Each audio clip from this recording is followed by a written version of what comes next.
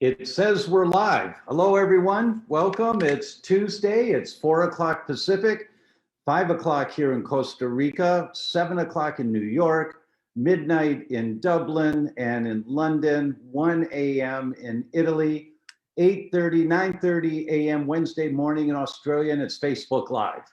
Hello, hello. It's nice to be with you. I'm going to check on my phone to make sure that I can see that we're live and to see your comments. And please say hello. Let me know that you're out there. It's always great to know that I'm not talking to myself or talking to my computer. That always helps. And while I'm trying to bring this up, our guest will be with us shortly. In the meantime, if you guys have some questions, you can post them up there. There we go.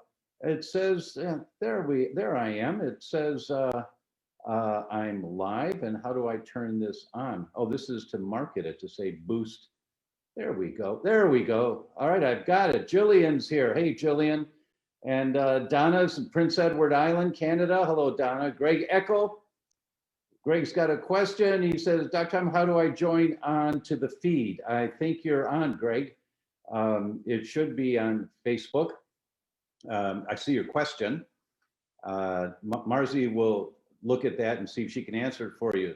Sophie's here with a flag that I'm embarrassed I don't recognize. It's 3 stripes, blue, yellow, and red. Is that the Italian flag? I'm bad on that. Sorry, guys.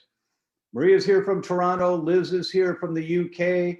And JC's in Pennsylvania. Debbie's in British Columbia.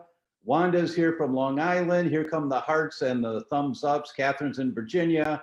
All right, we're here.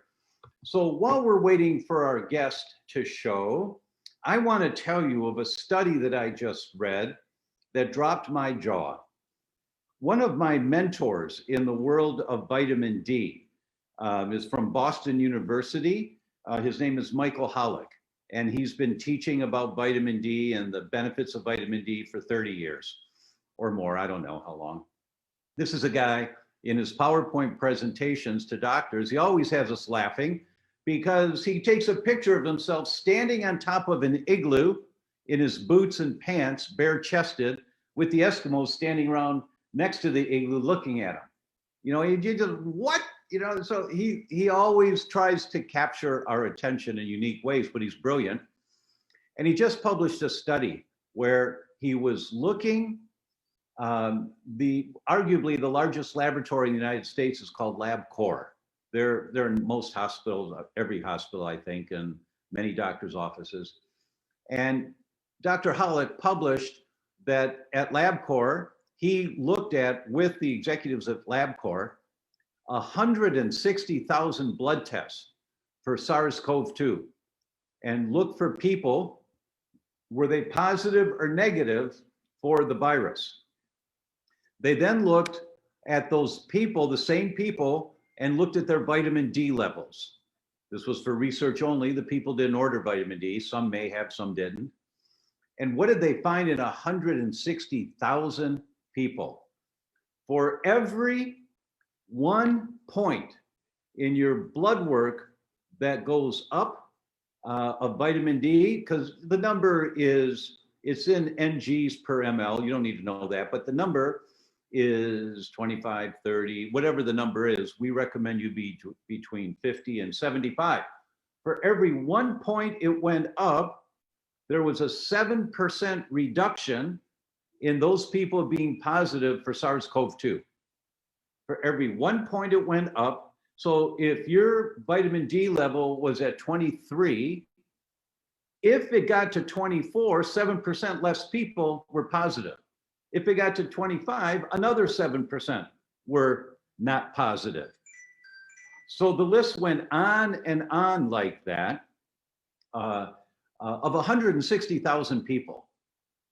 Now that suggests pretty strongly that you would want to have your vitamin D levels be robust and healthy. We say between 50 and 75. Now I'm going to bring up a slide from you for you, because I just did a presentation today of to a group of doctors, and I included this topic because it was so important to include.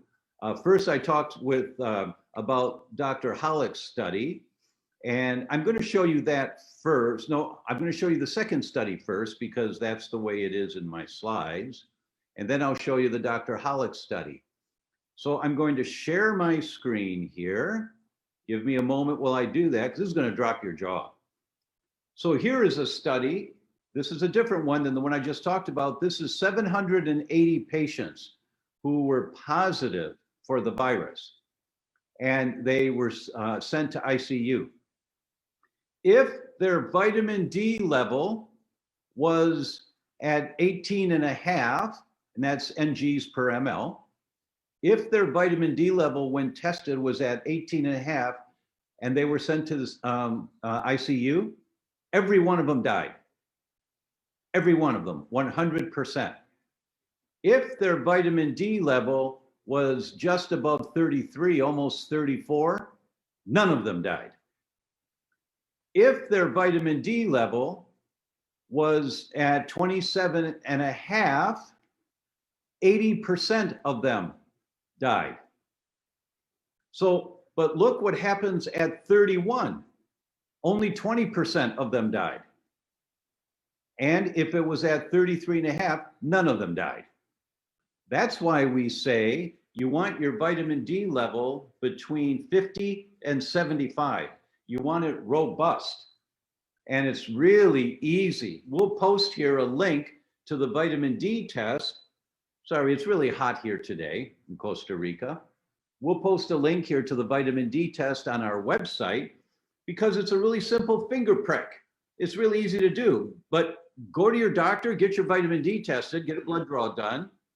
And if you don't want the blood draw, then you can do a simple finger prick, and everyone in the family should be tested for vitamin D. When you see numbers like this is jaw dropping. Now I'm going to show you the other study, and then I'll introduce you to Dr. Eckel, our guest today. So here's a study that just came out from Dr. Michael Hollick about the association of being positive for the virus and your vitamin D levels.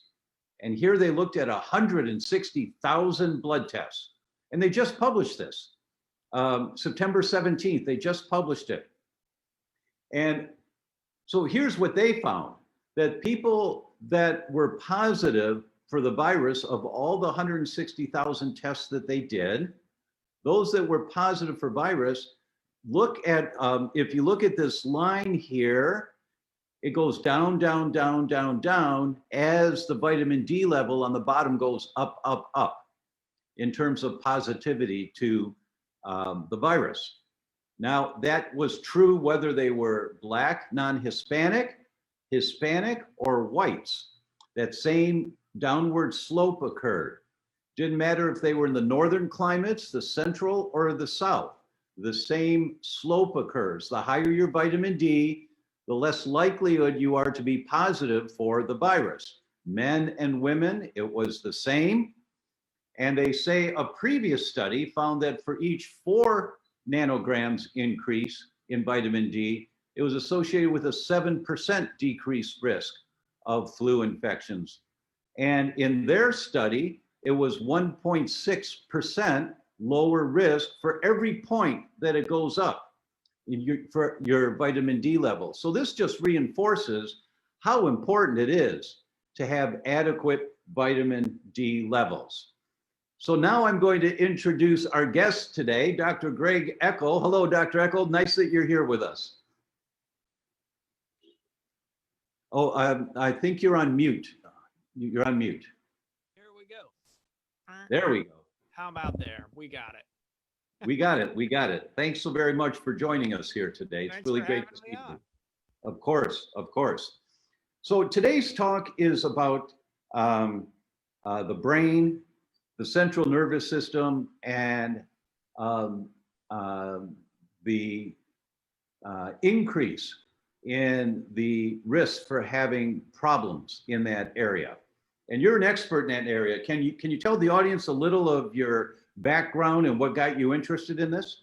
Yeah, for sure. So I have been in medicine for 20 years. I'm in the state of Oregon. I'm a practicing naturopathic physician and licensed acupuncturist. And, I've always had the pleasure of treating whole dynamic heart-centered beings over that time. And as an eclectic physician at family care practice, I treated everybody until 4 years ago, my wife, Sarieah, at the time, started developing a rapid progressive dementia. She was 43 years old.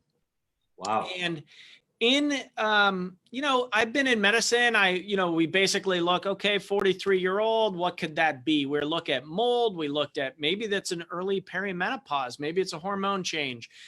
We looked at all of the known possibilities. And then the list starts to get a little more ominous when you start ruling those out. And I exhausted my resources here at the clinic and ventured back into the medical system, only to be, to experience firsthand how fractionated and broken it is. Went to neurologists, psychologists, psychiatrists. Basically, they came up with this is a psychotic break. It's like, I've been in medicine for a long time now. This is not a psychotic break. Sarieah, at the time, she's certified nurse midwife, nurse practitioner, top of her game. Women would come out of the room just kind of whistling. It's like, wow, after a pap smear, who can do that in the room? So just an amazing being. And, we started staying at the clinic longer and longer. And, unexplained, like she said, hey, look, I've got tougher cases. I'm charting meticulously. Okay. This was after 5 years of her medical practice. And, it became evident we're up against something different here. And lo and behold, it was Creutzfeldt-Jakob disease, which is not a pretty condition to live with. Sarieah lost her speech within 1 month and had dementia. So it really catapulted me into neurodegeneration and becoming an expert rapidly for my own loved one. And on that, really looked at, had the conversations with the experts around the globe. I figured, heck, I'm well positioned. I'm going to swing for the fence. This is my wife. I've got to do everything I can to figure it out. So I rapidly went to work with swinging for the fence and discovering, how to change a brain. How do we get information into the brain to change it? And came across a whole slew of research and developed my fancy approach to neurodegeneration, which I wrote in my book, Shake It Off, an integrative approach to Parkinson's solutions. I really like that shirt color on you, Dr. Tom. Thank you. So, really, out of my own need, for my family's need, I had to really rapidly research neurodegeneration because, I was talking to world experts on kind of a differential diagnosis of neurodegeneration, neuroinflammation, autoimmune conditions of the brain. We arrived at the Creutzfeldt-Jakob disease possibility. Now, you don't really get that diagnosis until they do a brain biopsy. So at Case Western, it's the Prionic Surveillance Center of North America, which I found out. They're located in Ohio. Talked to the doctors there. We were going to enroll Sarieah in their study. It's an observational study. And then at the end, they give you a free brain biopsy to determine whether she had that condition or not. Now, Creutzfeldt-Jakob disease is a 1 in a million condition. There's about 300 cases a year in North America. But when I got in on the prionic textbook, that I've got the first edition of prionic diseases, you see what is a prion. It's a misfolded protein. And you see all of these other neurodegenerative conditions in there that also have their own misfolded protein. And I believe this is why we haven't seen breakthroughs in neurodegeneration, is no one is really talking about the misfolded proteins. They're all talking about the end stage of disease process, right? So I wrote about Parkinson's because people have Parkinson's. Not many people have Creutzfeldt-Jakob, but because alpha-synuclein is the misfolded protein here. Other textbooks and other books that I've got planned are on other neurodegenerative conditions with misfolded proteins. We've got beta amyloid plaque in Alzheimer's. We've got misfolded proteins associated with anxiety states as well. So that, was out of my personal need. Now, unfortunately, the protocol I put together did not help Sarieah. It was a rapid progression, and she was really on this trajectory. So basically, I didn't want my suffering to be for naught. I want to turn it into a big win. And we're having some amazing breakthroughs with folks with neurodegeneration coming out here to my clinic for Camp Nature Cures. Marvelous, marvelous. There's 2 points that I want to bring up here, and then we're going to do a deep dive into this. And I'm going to share my screen again for everyone, because this is quite relevant to what you're talking about. And so that everyone is on the same page here. So let's share this. Let's bring this up here. And I just learned this 5 days ago, that Blue Cross Blue Shield, the largest insurer in the United States, and they're always looking to how do they save money, and what can they do to prevent the diseases that cost them a bundle. They came out with this in February of this year, and I just got my hands on it a couple days ago. I didn't know about this. And I want to show you, everyone out there, a couple of the graphs that just came out from Blue Cross Blue Shield, a billion-dollar company. Look at this first one. The percentage increase in early onset dementia and Alzheimer's in adults ages 30 to 64. This is your wife. And this is between 2013 and 2017. In just 4 years, there was a 200% increase just in the last 4 years. And the next one, by age bracket, look at the numbers. So I believe your wife would be in the first, from 30 to 44. First category, right. 373% increase in dementia in 4 years. Yeah. And I know these kinds of numbers, but I want everyone out there to see this is not some remote possibility for someone that your best friend's sister knows, right? This is happening to more of us all the time. Yeah. I mean, it's predicted that 50% of 55-year-olds will have some sort of mild cognitive impairment or dementia. So that, over half the population, it's predicted. So these rates, that you're showing, the 200 to 300% increase from those 4 years. Yeah, you have to ask, what in the world is going on? Now let's get to the bottom line. I'm going to do bottom line here. Okay. And the way that I've been teaching, and you're much more of an expert on this than I am because you've done the deep dive, and I've just done kind of a big picture overview.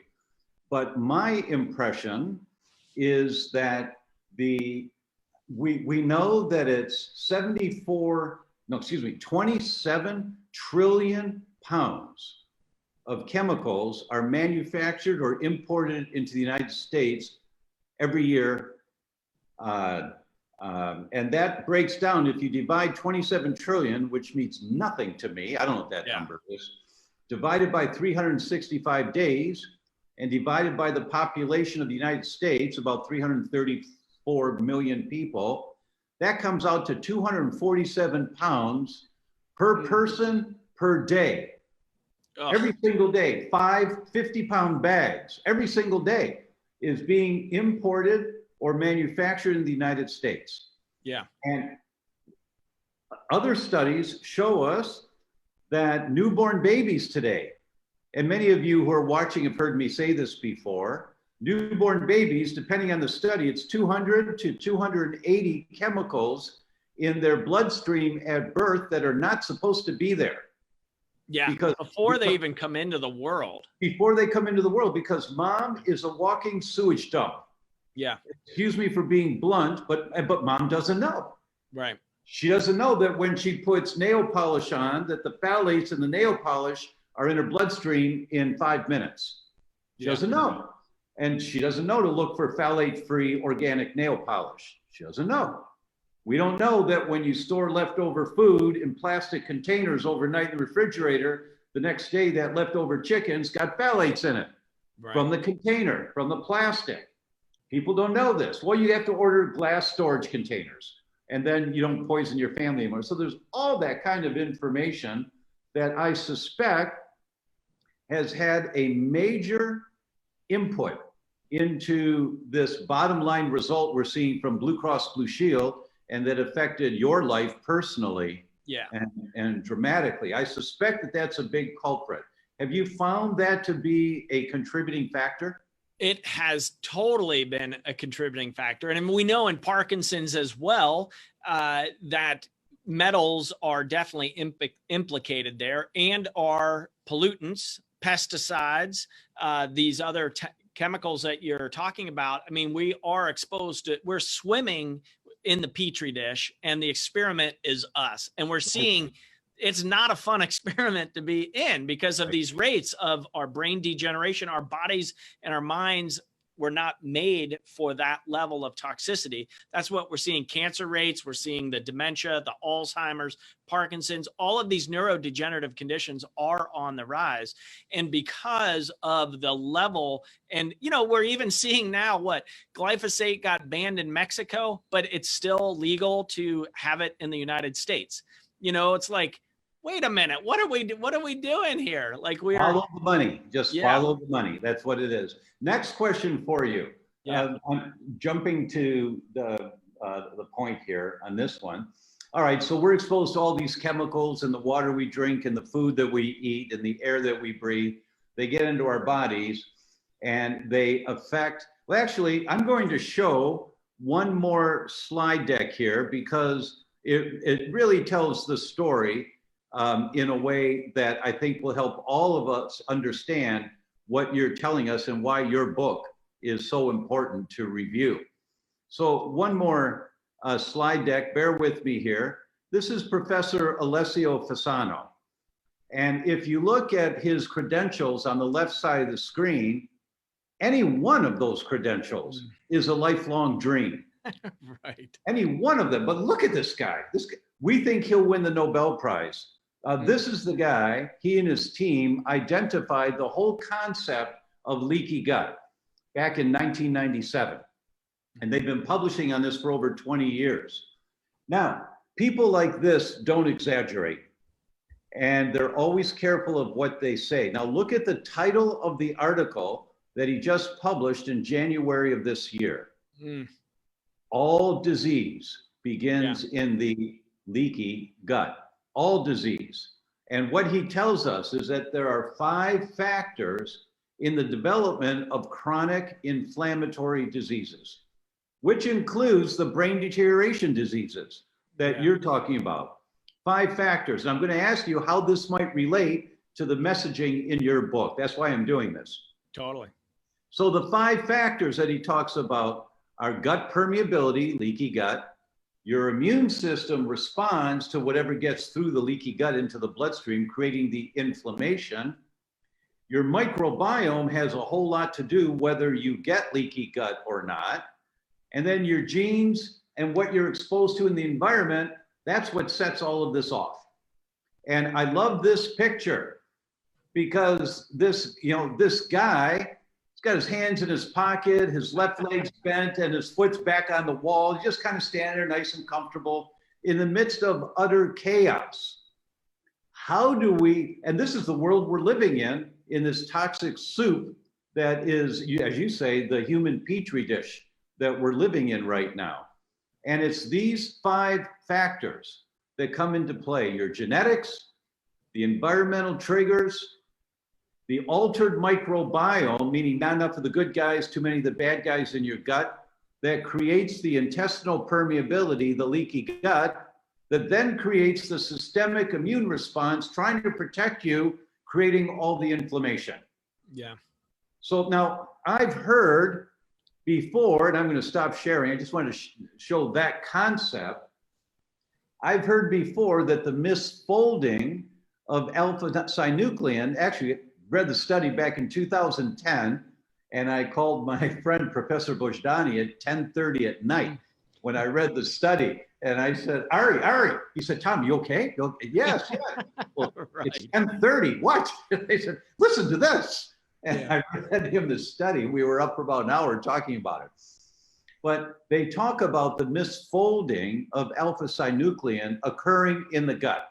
Mm-hmm. And that the gut seems to be the seat of the initiating trigger 20, 30 years before there's ever a symptom going on. Have you found that to be true in your research? It totally is. It's called the Braak hypothesis, B-R-A-A-K. And they did some mouse studies that they cut the vagus nerve and looking at alpha-synuclein in the gut of these mice, they cut the vagus nerve. They did not develop Parkinson's or Parkinsonism symptoms. Then they had injected the alpha-synuclein right into these little mice brains, and they all developed the Parkinson's symptoms and disease progression. So it is 20 to 30 years prior to developing the central nervous system degradation of dopamine and dopaminergic receptors. It is showing alpha-synuclein traveling up the vagus nerve from the gut. So if I can tell you how I've thought about this, and you're the expert, so please correct me if I'm wrong. But for our audience, this takes the geekiness out of it. Yeah. So you get these proteins by the food that you're eating and all that. But if you've got a bad gut, if you got too many of the bad guys and not enough of the good guys, you can misfold or twist this protein. It's called a misfolded protein. And then it goes right through the walls of the gut into the nerves that are feeding the muscles of the gut, called the enteric nervous system. And those nerves, then this misfolded protein creeps neuron by neuron back into the spinal cord and up the vagus nerve into the brain. And it gets attracted like a magnetic pull to this area of the brain. These misfolded proteins go into the area of the brain where it accumulates, causes inflammation, killing off brain cells, and eventually 10 years, 20 years of that process, and you don't feel any of that, but eventually you've killed off enough brain cells. Now you start getting some symptoms. Now you start getting some shapes or whatever it should be. Yep. How close to the truth are we in thinking about it that way from the gut and creeping up neuron by neuron of the spine? You know, that's really accurate. The component that may be missing in that is the prionic activity of the alpha-synuclein. So once one protein gets misfolded because of inflammation, environmental toxicity, epigenetic patterning, then it starts to signal other proteins. So it'll send a pre-signal up and they'll start to misfold as well. So they all start to configure. So it accelerates that whole process. And then it does lead into the inflammation, et cetera. So, you know, you're spot on, Dr. Tom, and we'll just put that extra little layer in there. Yeah, thank you. Well, that fits with Professor Fasano's premise that of the 5 factors that cause all chronic inflammatory diseases, it's the ones in the middle, which is the environmental trigger, the microbiome, and the leaky gut. Those 3 we have a lot of control over. Yeah. So is part of your protocols in your book that people are looking at their environmental triggers? Like, because I say that the most common source of environmental triggers is what's on the end of your fork. That's an outside world. That's the environment that you're putting inside of you. Yeah. So is that concept of working the microbiome a component of your recommendations? It totally is. So we do testing, stool analysis on everybody with a brain, and neurodegeneration really needs to start looking at that microbiome. There's more and more data and evidence showing, you know, leaky gut leads to leaky brain. And then also on this Braak hypothesis of alpha-synuclein being misfolded in the gut about 2 to 3 decades before the neurodegeneration starts to show. And I think that's why we're also seeing this incredible rate of dementia and Alzheimer's spiking at younger and younger ages. We're seeing it with, early onset Parkinsonism, early onset mild cognitive impairment, dementia, Alzheimer's. So across the board, we know our microbiome isn't what it used to be. Our food sources are not either. So yes, eating organic, non-GMO food is essential part of the treatment and as a preventative measure as well. So for everyone that's listening, if you have friends or family that are having brain issues or they're joking, I'm getting old, I don't remember like I used to. Well, how old are you? I'm 38. Ha ha ha. No. Yeah. You send them a message. They need to watch this interview. They need to listen to these big picture concepts of where this stuff is coming from. Now, Dr. Eckel, I always take a few minutes to answer some of the questions that are coming in here. Sure. So let's just jump to one. Esther says, does food combining, i.e. not eating protein and starch in the same meal, going to mean less leakiness to the gut? How would you answer that? So on food combining, I've had patients that have really done that to a T and they've done very well. It is not one of my daily recommendations for my patient base. If it is working for you, I mean, there are a gazillion different types of diets, and the one that works is the one that you can do. And so it really is individualizing a program for folks. So I guess that would be my off the cuff response there. Great, thank you so much. Catherine asks, thanks so much for being here, Dr. Eckel. What causes hyperintensities on an MRI? Is this related to misfolded proteins? That could be. So it depends on MRI and hyperintensities. Looking at the foci, that can be damaged neuronal damage. It could be a blood flow issue. So there are multiple different causes of the hyperintensities, or I'm guessing that's the white plaque that you're mentioning there. Right, the white matter lesions. Yeah. So there are different disease processes that can also cause that. The prionic, unfortunately, it would not be prionic activity or misfolded proteins that would show that. In particular in Parkinson's disease, there's some discussion around DAT scans, which are a blood flow measurement in the brain. And there are some neurologists saying that it is indicative of Parkinson's diagnosis, or a definitive way to diagnose this. There isn't any definitive diagnosis for a lot of these neurodegenerative conditions. So the imaging, unfortunately, is not a great way of diagnosing.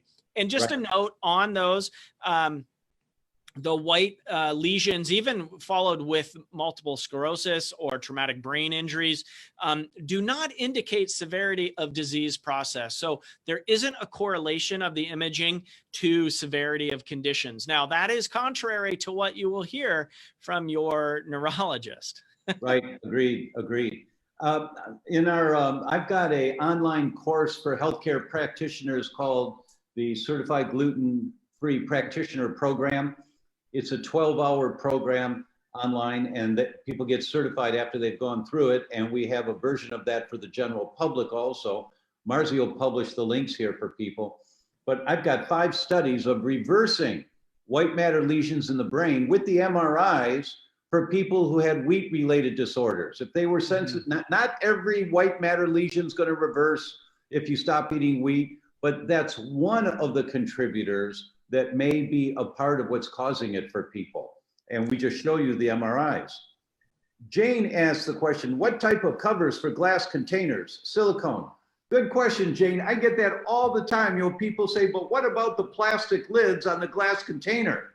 And my response is, don't turn the containers upside down so the food's touching the plastic, right? And yes, silicone covers are better. Yes, they are, but any glass container is better than a plastic container. Just don't let the food touch the lid.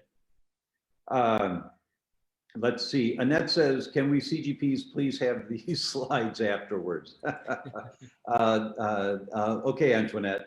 Yes, you can. Actually, Antoinette, if you were on the event I did today for the CGPs, you would have gotten the slides already. So I burned you. I caught you here. So because I just did an event for them.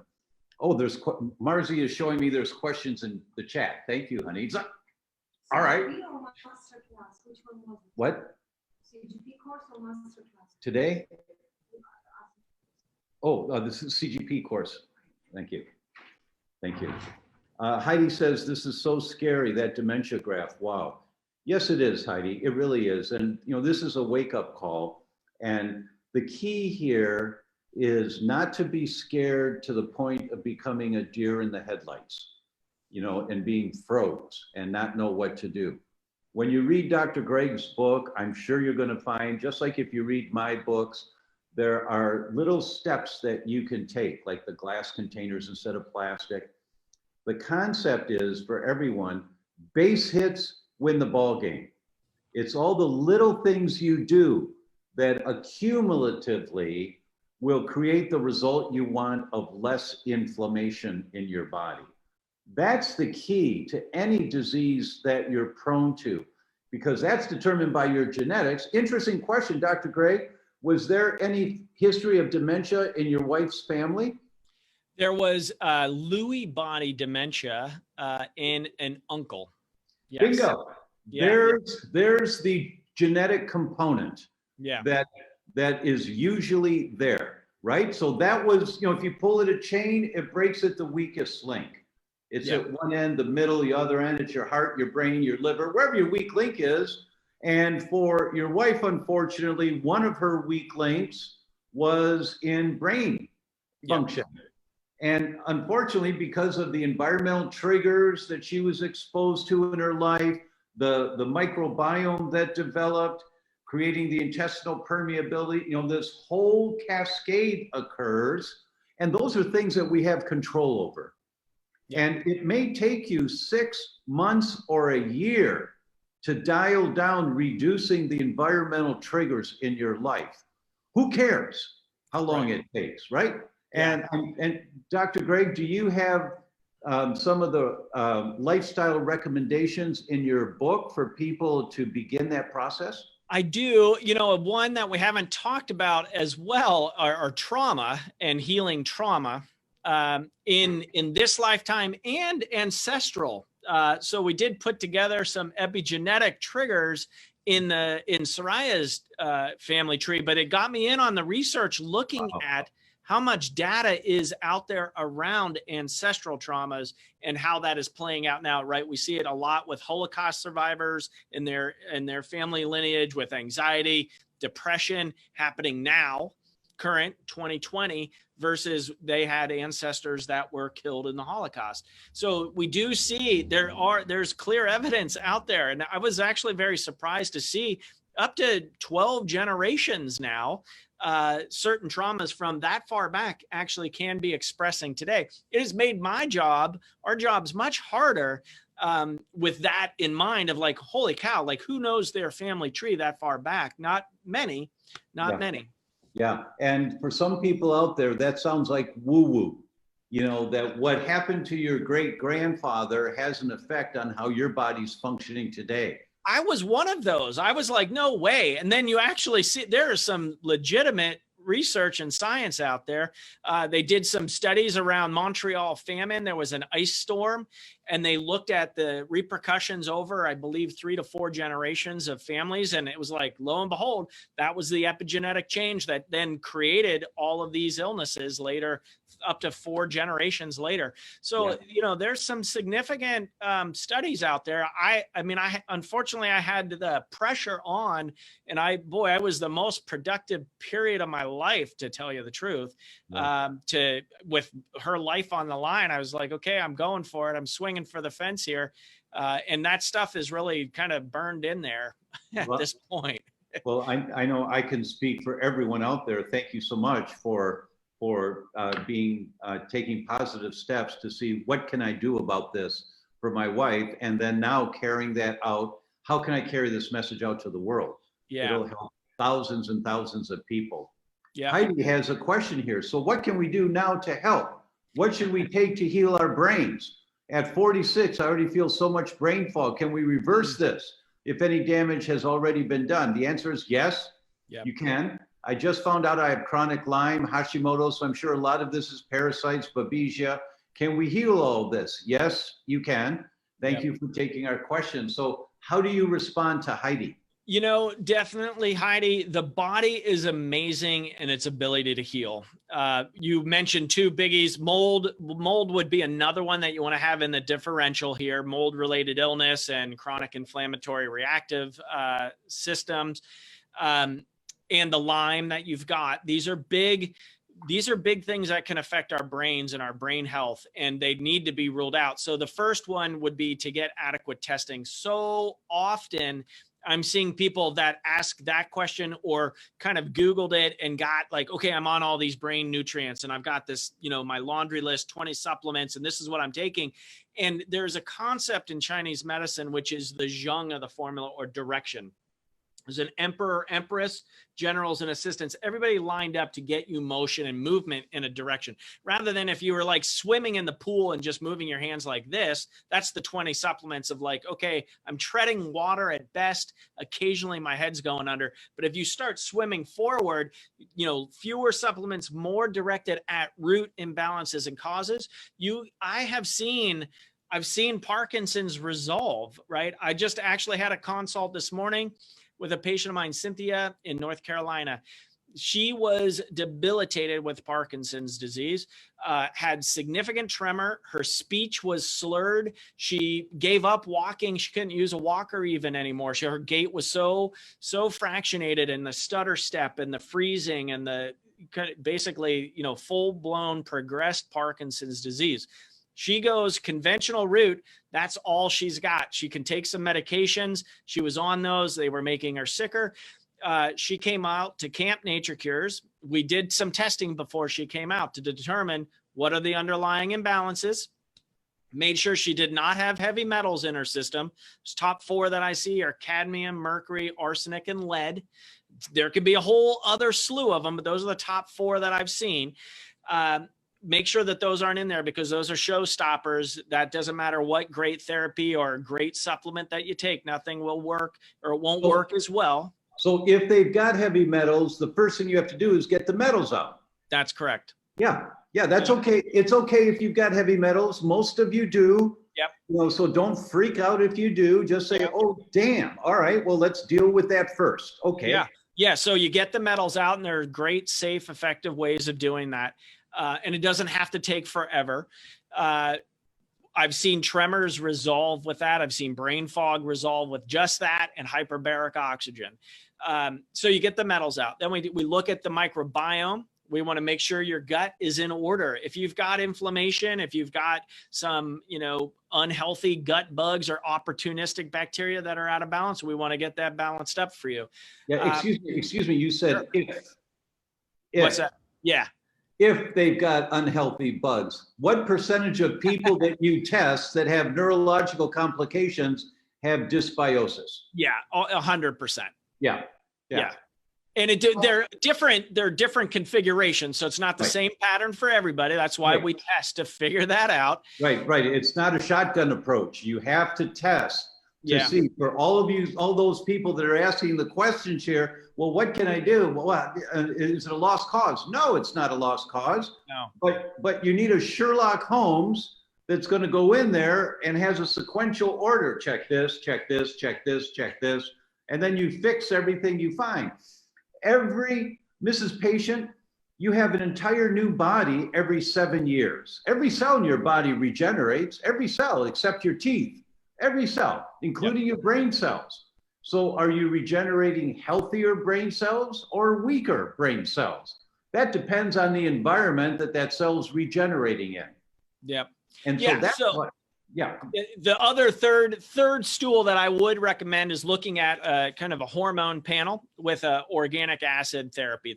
Those are like the basics. And of course, before the testing, like you're talking about, Dr. Tom, and you laid out really well in your book on the week by week progression of how do you clean up your environment. You've got to be drinking clean water. You have to have clean air. You want the clean food coming in, right? Those are the basics.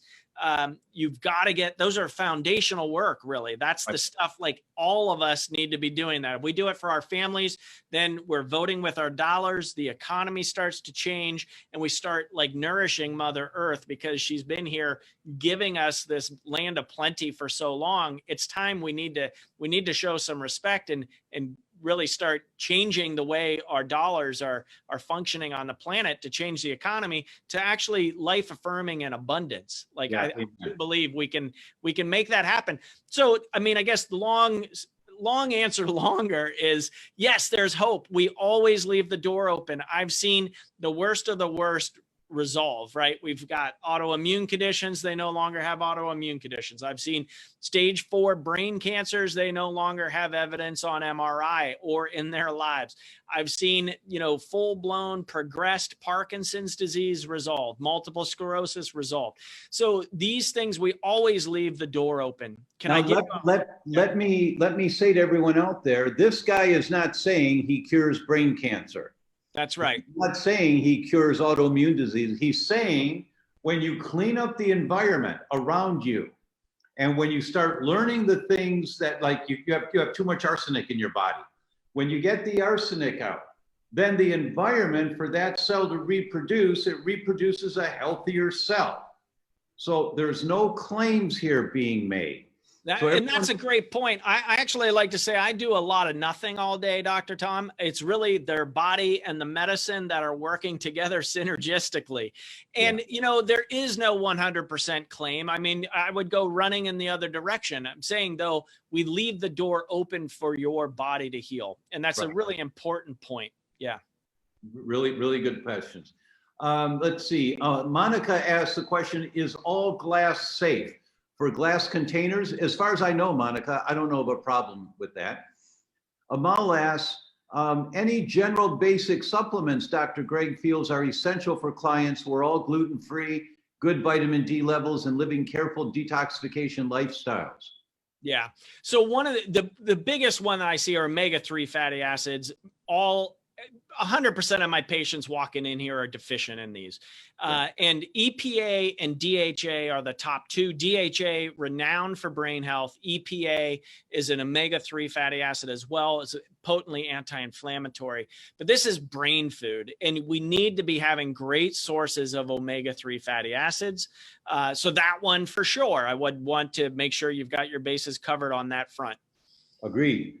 Denise asks, I got West Nile virus in 2005, which has now led to CIDP per my neurologist. It's serious pain. What do you recommend? Inflammation markers are high. Well, Denise, you've given us a big clue. You've already told us you're inflamed, which Professor Fasano says is the end result. That's number 5 of the 5 pillars. You can't do anything about your genetics. There's really not much you can do about the inflammation because your body's just trying to protect you. So the question is, what's it trying to protect you from? And that's 2, 3, and 4. That is your environmental triggers, whether they're already inside your body, like heavy metals or too much BPA or other chemicals that you have to detox. It's the microbiome. You have to rebuild a healthy microbiome, and it's intestinal permeability. When you understand this big picture concept, then you approach Dr. Greg's programs, you approach my programs from that big picture concept, and you understand base hits win the ball game. And it's going to take you 6 months or a year. Now, are you willing to do 6 months or a year to get this thing down and get a handle on it? And if you want results in 2 weeks, don't waste your money. Yeah. Don't do it because it ain't going to happen. The way I talk about that, it took a few decades to get to that point. So you've got to be, it's hard for the practitioner to say you got to be patient with your body, but your body is giving you symptoms not to be suppressed. Like I'm guessing they may have recommended prednisone or methotrexate for some of those treatments. Those are suppressive agents. That's really giving your innate wisdom and intelligence the wrong information to say, oh, stop acting like that. We're just going to squash you with this therapeutic intervention. Well, that does nothing to address underlying imbalances. So it's really looking at that broader picture, the full picture of, the expression of your intelligence. I mean, again, I never talked like this when I first started my practice, but this event that I went through with my wife, it really ripped me open as a human being and really reinstated my faith of, in the intelligence of what is going on in this world. And it is, if we listen intently to your body and your symptom picture and follow, like you tell us exactly what the path is we need to do. You just have to find the right people to listen and know the path to be on with you at the right moment. So it is, it's so much more enjoyable to practice this way and to have that understanding of the innate intelligence of the body and its ability to heal. We just have to get the obstacles, remove the obstacles to cure. And so that is behavioral stuff. That is mindset is a huge piece of that. And so, looking at that, you really want somebody to understand, to treat you as the whole heart-centered dynamic being that you are. Amen to that. Amen. Janet says, my mother was diagnosed with dementia. The neurologist was sure. I got her off Valium after hearing it could mimic dementia. Her symptoms disappeared. Way to go, Janet. Yeah, benzodiazepines as well, the huge one, especially right now with COVID. They've been overprescribed, about a 34% increase between March and April in 2020. So they're kind of the go-to in the conventional land treatment for anxiety and worry.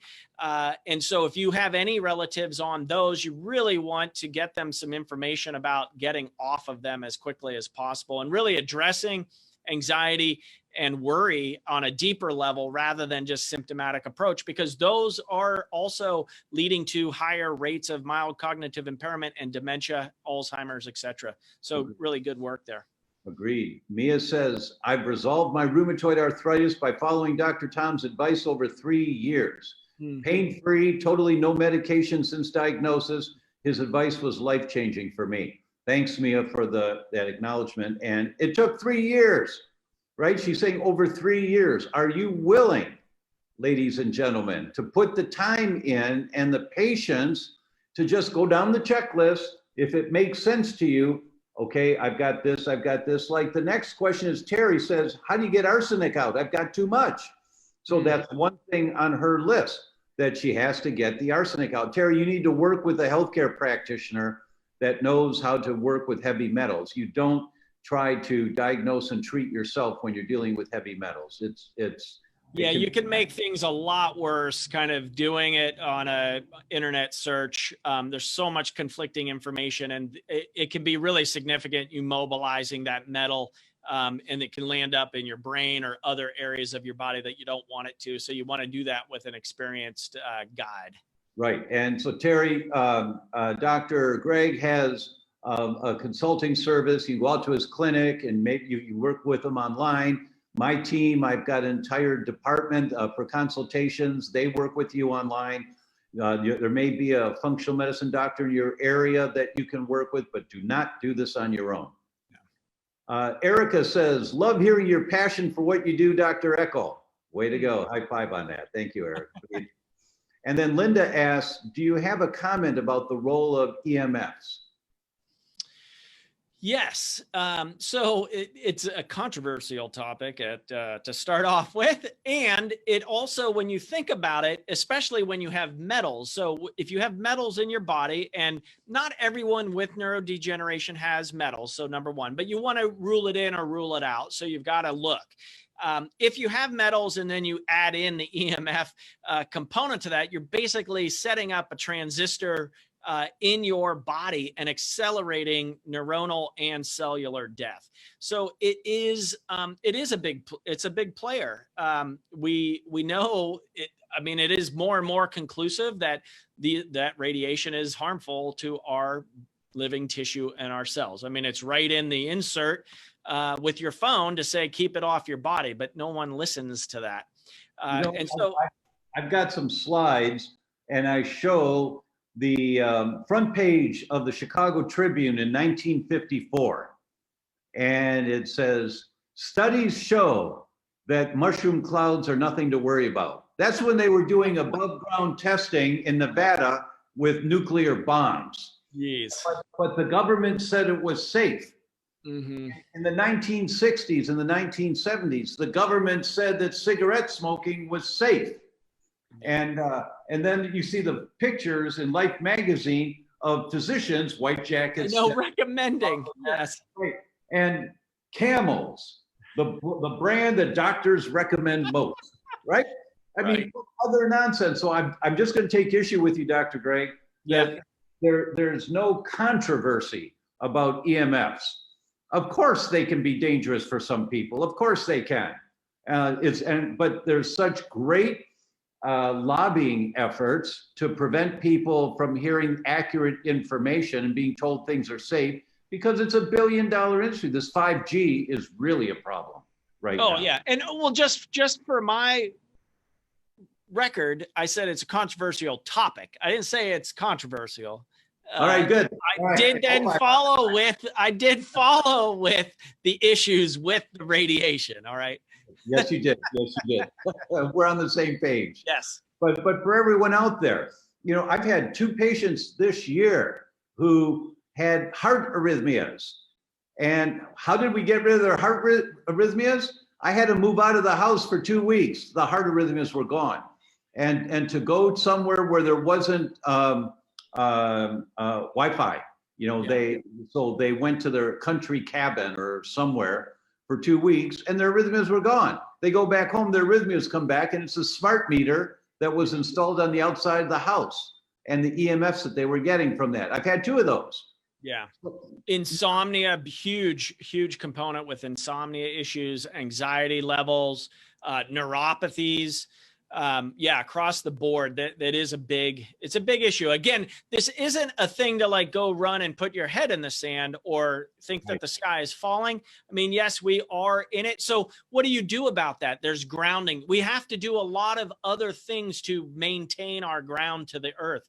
So of course, I'm a naturopathic doctor. Putting your feet on the planet without a tennis shoe, no rubber there, but bare feet on the earth, getting out into nature. I mean, we know that these are inherently good for us. I have a colleague, he's studying the effects of nature on the body. It's like, we have to study this now? Like, don't we know over time that, yes, being in nature is beneficial for our health?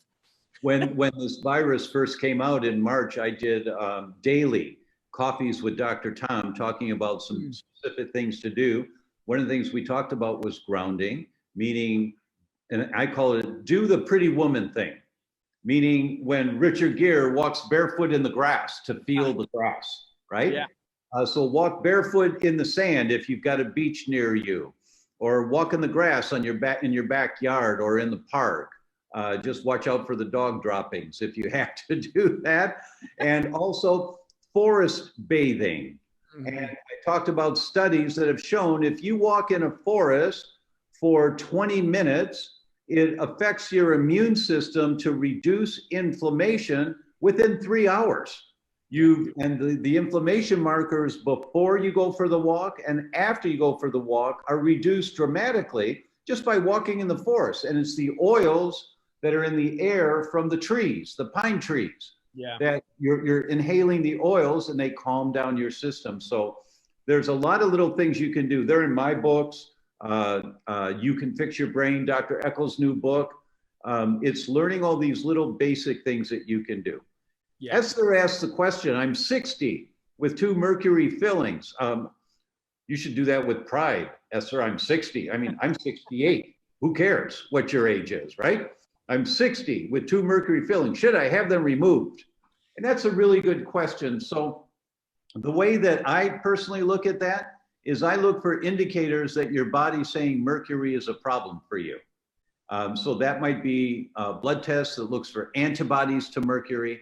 But we want to identify, is your body saying mercury is a problem before going Dr. Eccles, do you have another thought? I would agree. You know, it depends. I see that all the time. I actually saw as a medical student when we learned about mercury and amalgam fillings, some of my colleagues at the time got them all yanked out and they lost their brains. You know, it was done improperly. They had to drop out of medical school and got really sick. And, you know, a lot of times at 60, my guess is they're probably over 20 years old. At that point, guess what? That mercury is already in your body. And I'm with Dr. Tom. You know, when I learned about metals, I tested everybody for metals, and lo and behold, we all have metals. It's like, okay, now what? Now what? What do we do with this? So not everybody is as susceptible to the metals. With neurodegeneration, you definitely, I think you've got to assess it. And if it's there, you got to address it.